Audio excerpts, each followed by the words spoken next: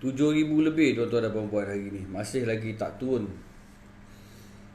Kes masih lagi kekal atas 5,000. Kan? Jadi bila tengok balik tuan-tuan dan puan-puan, masih lagi pergerakan di atas jalan raya, masih lagi tidak ada apa-apa perubahan. Ya. Assalamualaikum, salam perpaduan, salam keharmonian buat semua. Daripada saya, Mr. J. Jadi apa yang saya nak kongsikan lagi dengan tuan-tuan dan puan-puan pada hari ini berkenaan dengan apa yang MITI, Kementerian MITI ni buat di bawah Menteri Azmin Ali. Kita tuan-tuan dan puan-puan, rakyat dah cukup tertekan. Saya tak nafikan. Waalaikumsalam kepada yang beri salam, terima kasih banyak. Yang bertanya khabar, saya Alhamdulillah masih sihat lagi. Kan, walaupun hati ni sakit kerana kita tewas malam tadi. Itu cerita kita tolak tepi dulu. Tapi ini adalah cerita yang bagi saya yang saya rasa rakyat perlu tahu. Dan apa yang harus kita pertikaikan, kita persoalkan. Apa benda yang Kementerian MITI ni buat dan apa benda yang Azmin Ali ni buat. Kita bukan nak serang dia, bukan pasal nak pertikaikan dia, pasal dia daripada siapa, daripada parti mana, kita pedulikan. Tetapi ini adalah soal nyawa rakyat, keselesaan rakyat. Tuan-tuan dan puan-puan, hari ini sahaja tuan-tuan dan puan-puan, 7,000 lebih kes harga. Dia punya kes tak turun lagi. Masih lagi atas 5,000. Dah berapa hari dah tuan-tuan dan puan-puan sejak lockdown ni dilaksanakan, tidak ada penurunan tuan-tuan dan puan-puan. Tidak ada penurunan. Selamat petang. Dan apa yang saya dipahamkan semalam, 100,000 lebih.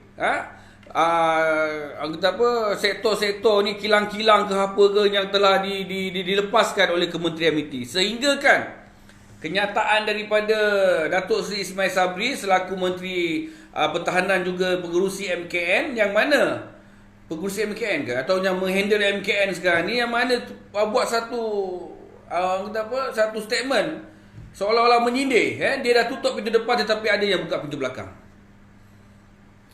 Tuan-tuan dan puan-puan, perkara ni jangan main-main. Kita ni dah kesuntukan masa sebenarnya.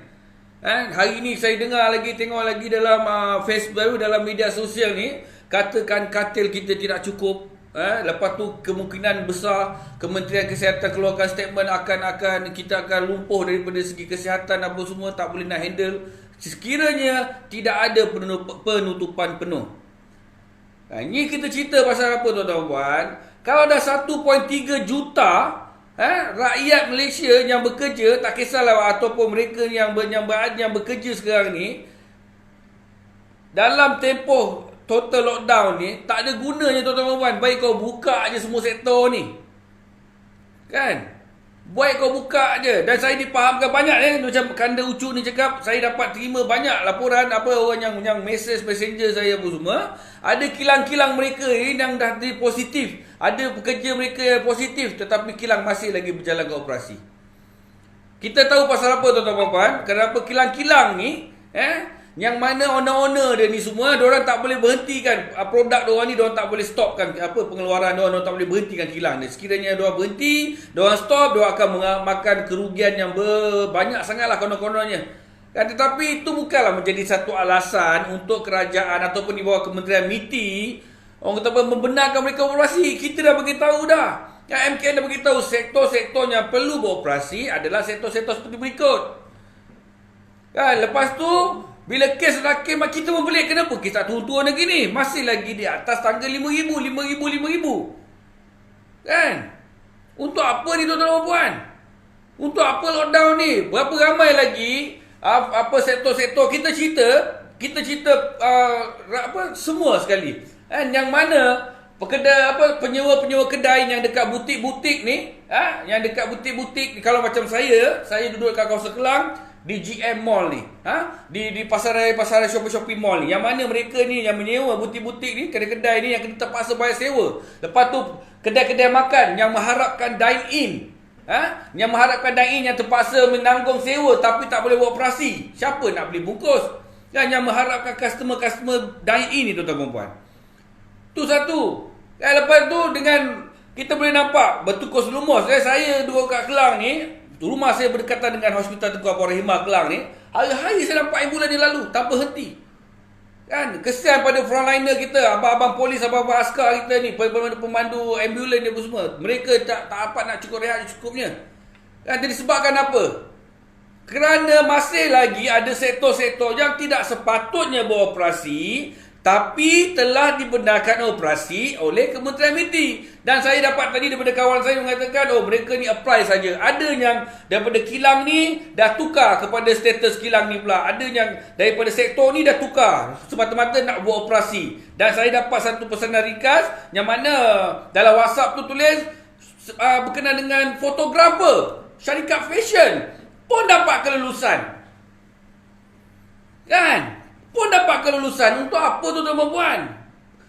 Sedangkan mereka ni apa peniaga-peniaga yang terpaksa bayar sewa, terpaksa berkorban, inginkan lockdown ni betul-betul inginkan kes rendah, menjadi kes rendah. Tetapi apa yang dibuat oleh Kementerian MITI di bawah Azmin Ali dengan membenarkan sektor-sektor kilang-kilang ni. Bagi saya, pendapat peribadi saya, kilang-kilang ni lah sebenarnya punca-punca penularan virus-virus COVID-19 ni.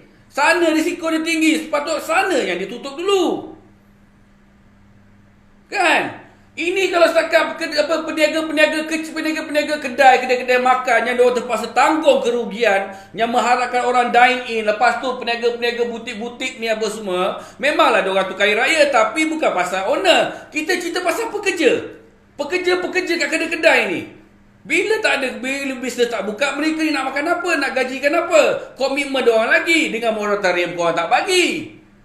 Kan? Diorang nak bayar rumah, diorang nak bayar kereta, komitmen diorang.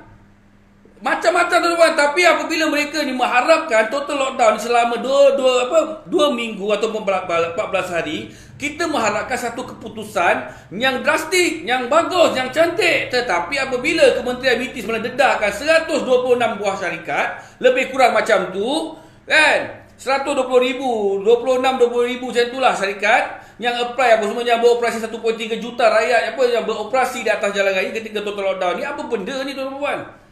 Pergerakan ni tak terkawal lagi ni. Penat saja abang-abang polis kita ke sana ke sini, masih lagi keluar surat MITI. Lepas.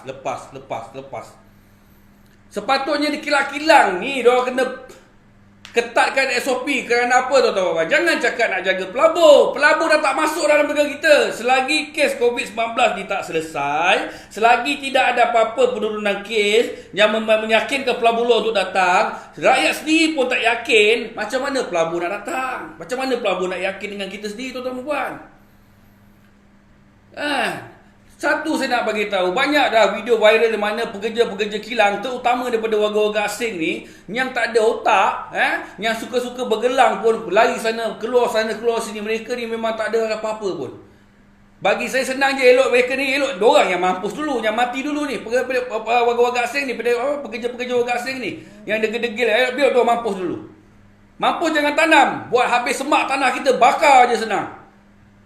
Kan? Kerana mereka ni kedegilan dorang ni, yang mana bos-bos dorang ni, owner-owner kilang ni yang sibuk jaga, lala yang jadi mangsa adalah rakyat tempatan sendiri yang terpaksa menanggung hutang selepas berlalunya total lockdown ni. Ini dia tuan-tuan puan. Kita cerita sekarang ni tuan-tuan puan, hari ni 2 minggu dia minta, kerajaan cakap 2 minggu. 2 minggu tu kita mengharapkan keputusan drastik, tidak ada pergerakan. Orang semua keluar rumah, pergi beli barang apa semua, panic buying apa, tak nak keluar, nak duduk diam-diam dalam rumah 2 minggu. Sekali tengok besok tu jam macam biasa, tak ada apa-apa je. Saya sendiri pun buat pemantauan kat dalam kawasan saya ni sejak 10 km ni, bersepah kereta lagi. Bila tanya kawan-kawan tu, saya ada surat ni, tu ada surat ni.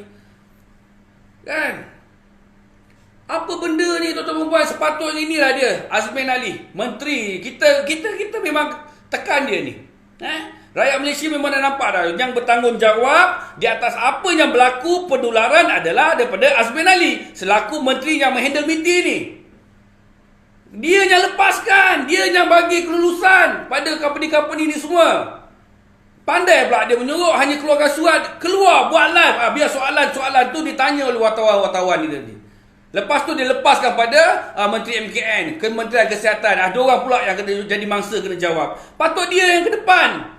Kenapa kau lepaskan sektor-sektor ni? Kalau katalah 120 lebih ribu tu, kan 26 ribu lah katakan, kenapa tak siasat dulu? Kenapa tak tapis dulu betul ke kilang ni? Buat pemantauan dan hantar tim pergi cek betul ke kilang ni kilang yang perlu beroperasi ketika total lockdown.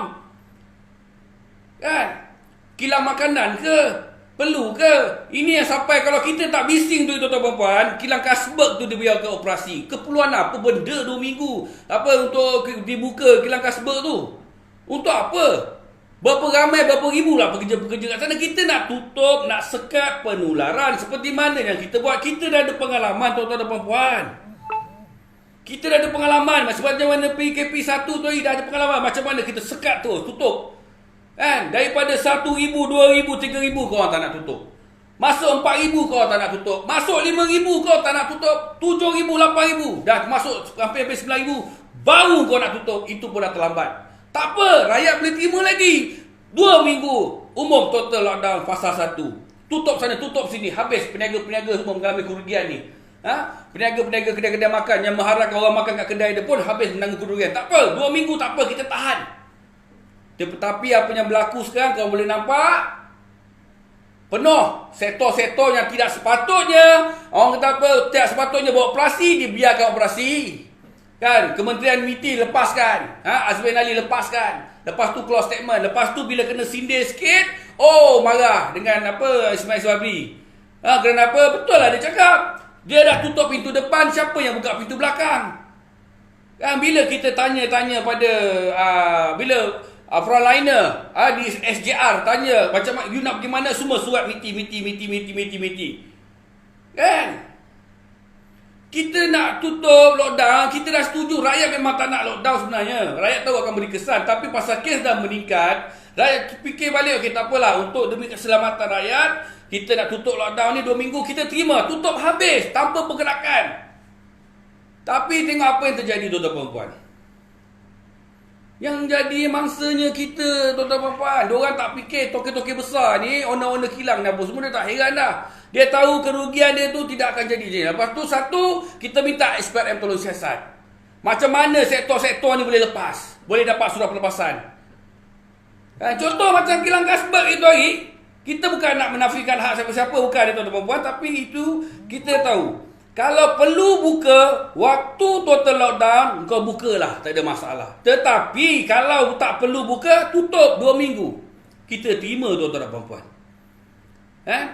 Inilah dia tuan-tuan. Kita bukan nak burukkan, tapi kita nak bagi tekanan kepada Azmin Ali sebagai menteri yang bertanggungjawab atas BT ni. Tolong, hentikan semua sektor-sektor yang tidak berkenaan ni.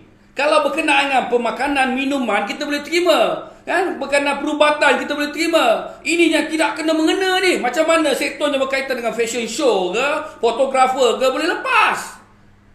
Apa ke benda ni? Dan saya difahamkan kawan saya tadi, kilang helmet yang baru kena ras tu, boleh lepas. Helmet ni kilang nak buat apa tuan-tuan dan puan? Kilang Canon apa semua benda-benda ni, Canon kena apa, benda elektronik ni untuk apa? Untuk apa elektronik ni? Pasal apa? Bila mereka ni tutup, mereka tak boleh nak beroperasi dan mereka ni akan mengalami kerugian. Itu yang dia fikirkan. Dia tak fikir nyawa rakyat ni. Dia tak fikir ni peniaga-peniaga kecil ni. Tu saya cakap tuan-tuan perempuan kepada peniaga-peniaga kecil yang mana kau bila menyewa butik ni apa semua, kau jangan harap 2 minggu benda ni mesti akan berlalu. Pasal nombor 1, nombor 2, nombor 3, nombor 4, nombor 5, kita tak tahu. Kan? Korang macam mana pun kena bayar tak? Macam ni contoh dekat GM, kawan saya berniaga dekat sana, kena bayar. Lepas tu dekat mana-mana, dekat dalam mana shopping mall yang lain pun kena bayar juga. Peniaga-peniaga makanan, peniaga-peniaga ke warung, kedai, restoran pun kena bayar juga sewa. Kena bayar tuan-tuan dan puan-puan. Sekarang kita cerita nombor 1, lepas tu pada pekerja-pekerja diorang ni pula. Itu yang timbulnya banyak pengangguran. Tetapi apa yang kerajaan dah buat sekarang ni dah betul sebenarnya. Tutup. Kan bila kes dah terlalu tinggi, kita minta tutup. Tetapi apabila dah tutup, ada pula yang gatal-gatal buka sektor-sektor ni, yang mana risiko dia memang tinggi, iaitu kilang-kilang ni. Kilang-kilang tuan-tuan dan puan. Baru-baru ni saya dedarkan satu video yang mana dekat ni. Saya cerita dekat Port Klang, Westport. Berapa banyak kilang, berapa banyak bas ataupun van yang boleh dibenarkan untuk membawa pekerja-pekerja ini. Berhimpit-himpit dalam van, berhimpit-himpit dalam bas kilang. Kan? Tuan-tuan boleh nampak. Diorang balik, diorang pergi kedai. SOP, scan-scan, tapi kita tak tahu apa diorang bawa. Tutup terus. Kilang-kilang ni yang berisiko tinggi ni, yang tak ada kena-mengena tuan-tuan dan puan. Tolonglah, kita bukan nak sangat benda ni terjadi, tapi disebabkan kerana keadaan tak terkawal, sampaikan amaran dikeluarkan oleh KKM yang mana kita akan lumpuh sekiranya orang kata apa, dah tak boleh nak kontrol kalau tidak ada full down sepenuhnya. Full lockdown sebenarnya, tutup habis untuk sekat penularan ni. Hari-hari, semalam 7,000, hari ni 7,000. Besok tak tahu lagi berapa ribu ni. Tak tahu lagi tuan-tuan dan puan. Kita minta orang kata apa, MKN lebih tegas dalam perkara ni. Dan dalam keadaan macam ini, Perdana Menteri kita masih lagi tidak keluarkan kenyataan berkenaan dengan apa yang berlaku dengan MITI sekarang ni. Azmin Ali hanya kata apa, hanya keluarkan surat, tidak ada statement. Buat live kalau berani, kita nak tengok, panggil wartawan datang, buat satu sidang media, minta dia jelaskan semuanya. Macam mana pula boleh keluar pula 1.3 juta pekerja yang bekerja di atas jalan raya ataupun di kilang-kilang sekarang ni tuan-tuan. Itu tak termasuk frontliner ni. Frontliner ni diorang pun manusia lah. Diorang pun ada hati dan perasaan tau. Itu yang kadang-kadang kita tengok abang-abang polis kita ni, pemandu-pemandu ambulan yang bekerja frontliner ni menengking, marah. Diorang dah tertekan. Jadi kita sebagai rakyat, kita kena sabar dan kita kena faham. Diorang bukan minta jadi macam tu, diorang tertekan, tak dapat cuti. Kalau kita tak dapat cuti, nak balik kampung, nak balik jumpa anak bini pun tak boleh macam tu dekat diorang. Diorang ada perasaan. Jadi kita kena hormat, respect. Dia orang tengking tak apa, kita faham. Tapi ni disebabkan apa? Kerana ni atasan ni, macam mana kau boleh lepaskan? Macam mana diorang boleh lepaskan tuan-tuan dan puan? Kan? Macam mana diorang boleh lepaskan? Azmin Ali lepaskan, macam mana tuan-tuan dan puan? Kementerian MITI sebagai bertanggungjawabkan ni, sepatutnya ini yang patut diorang nilai. Itu saya cakap. Lagi satu berkenaan dengan dalam negeri Selangor. Negeri Selangor ni negeri yang paling banyak tuan-tuan dan puan sektor-sektor perkilangan dia. Kan? Kita dah diwujudkan dengan Task Force Selangor. Itu saya cakap. Cari punca dia dulu. Cari punca dia. Kalau diorang ni bekerjasama dengan rakyat, dengan profesor yang ada yang dah tak mana hilang tak tahu, kan? Lantik ni masuk dalam Task Force tu, okey, bagi dengar suara pendapat semua, laksanakan. Tetapi perkara ni berlaku pasal apa? Bila ada ego tentang politik, bila ada ego tentang jawatan, kuasa, kau tak boleh cakap macam ni, aku jawatan aku lebih tinggi, maka jadi macam ni. Yang jadi mangsa adalah rakyat, tuan-tuan dan puan. Boleh nampak? Inilah dia yang berlaku sekarang, yang kita tak nak tapi berlaku, tuan-tuan dan puan-puan. Yang saya sedih sangat, kesian. Saya betul, semalam saya dengar satu luahan daripada brother ni. Dia cakap kedai dia memang tak boleh beroperasi disebabkan kenapa? Patuh pada kerajaan Kenako, dan apa yang dikesiankan sekiranya dia tak boleh tahan lagi dalam masa 3 bulan, dia terpaksa gulung tikar. Dan yang dia paling kesiankan, dia ada 4 orang pekerja. 4 pekerja ni semuanya berkeluarga, tuan-tuan dan puan. Dia akan kehilangan 4 orang pekerja. Tak boleh nak sara lagi dah. Kan? Pasal apa? Lockdown ni. Pasal apa? Kalau kata 2 minggu ni, tiba-tiba dalam masa hari ke-5, hari ke-6, angka ni turun secara mendadak ke 5,000 ke 4,000 ke 3,000 ke, kita boleh nampak positif dia. Tetapi sekarang tidak ada apa-apa kerana apa? Statement keluar semalam 1.3 juta bekerja lagi. Apa benda lockdown macam ni, tuan-tuan puan? Kan? Apa benda ni? Kesian pada peniaga-peniaga, tuan-tuan puan. Lepas tu dengan pihak bank pun kita tak boleh nak kata apa. Diorang pun nak untung juga. Kan? Ni peniaga-peniaga ni apa semua, yang restoran-restoran yang mengharapkan orang makan dekat kedai dia, bukan bungkus. Kan? Ada kedai-kedai macam tu, jadi melingkup semua. Jadi inilah dia, tuan-tuan. Kita nak buat macam mana lagi? Hari-hari kita kena cakap benda yang sama, hari-hari kita kena cakap benda yang sama, walhal mereka dekat sana hanya macam ni, tuan-tuan. Oh, kaki macam ni, relax saja. Tak apalah, rakyat marah sekejap je, tak apa. Datang satu telefon bunyi, hello? Yes? Okey, kilang saya nak beroperasi, tolong YB, tolong settlekan. Okey, tak apa, nanti kita kau tim tepi YB. Macam-macam keluar, tuan-tuan dan puan. Persepsi macam-macam keluar macam tu. Kan? Oh, tak apa, you okey macam ni, you punya kilang sekarang macam ni, you kasih tukar you punya kilang, pergi you bikin lain pula. Okey, nanti masuk itu surat, nanti saya kasih approve. Persepsi macam-macam, tuan-tuan dan puan. Jadi macam mana pula boleh beza kan? PKP pertama dengan PKP yang sekarang ni 3.0 ni kan. Kita tengok apa beza dia. Nampak tuan-tuan dan puan? Kita nak tengok satu penyelesaian tentang isu COVID-19 yang mana sekarang ni menghantui rakyat Malaysia, yang makin lama memberi tekanan tentang kehidupan rakyat Malaysia selepas perkara ini berlalu, tuan-tuan dan puan. Kita cerita tentang selepas ni diorang kena hadap sewa-sewa hutang, kan? Itu yang kita kena fikirkan selepas, tuan-tuan. Hari ni kita tak cakap apa. Kes nak jalan 7,000, 6,000, 8,000 pun tak boleh nak apa-apa kita hadap. Tapi kita nak tengok kesan daripada apa yang kerajaan lakukan, tindakan yang dilakukan, kita nak tengok kesan, positif atau negatif. Kita nak itu. Lepas tu kita pula, kita sebagai rakyat, kita mengharapkan kerajaan tolong bantu pula dari segi macam mana kita nak survive selepas berlakunya, berlalunya pandemik 19 ni, COVID-19 ni. Itu yang nak tahu. Token-token kedai ni yang biasa-biasa ni yang kena settle, ni pekerja-pekerja nak kena hadap hutang-hutang ni semua. Tuan-tuan, kalau kita ni orang kata apa banyak duit, beli cash tu lain. Tapi kita ni terpaksa berhutang. Rumah pun ada yang bayar hutang, mana ada rumah bayar cash. Inilah dia tuan-tuan puan yang saya cakap. Kan? Saya bukan nak kata apalah, tapi berkenaan dengan ada yang kata kita bercakap berkenaan politik, saya tolong ketepikan pasal politik, tapi kita cerita. Ini realiti yang terpaksa kita hadap sekarang ni.